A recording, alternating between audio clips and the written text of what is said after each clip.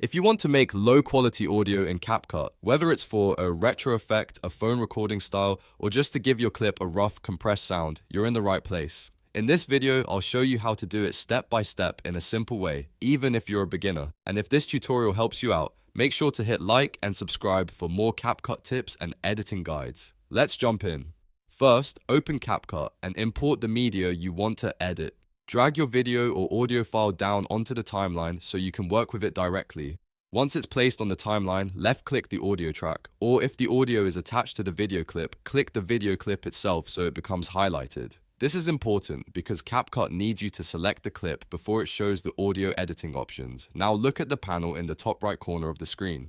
This is where CapCut keeps most of the clip settings. From here, click on the audio tab. Once you're inside the audio section, find the voice changes or voice effects sub-tab. Depending on your version of CapCut, the wording may be slightly different, but it's usually in that same area. After that, scroll through the available effects until you find one that gives you that lower quality sound. A good place to start is the vinyl effect or the distort effect. These can add that worn out, rough, degraded sound that makes audio feel less clean and more intentionally low quality. If you want to experiment, you can also browse through other voice changer options because CapCut has a range of effects and some of them are free while others are only available with Pro.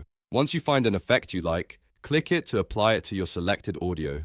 Then use the strength slider to adjust how intense the effect sounds. If you want the audio to feel slightly degraded, keep it low. If you want it to sound heavily compressed, broken, or more noticeably low quality, push the strength higher until it matches the style you're going for. It's a good idea to preview the audio after each adjustment so you can hear how it sounds with your video.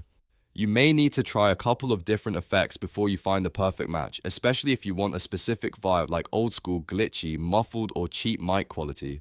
And that's really all there is to it.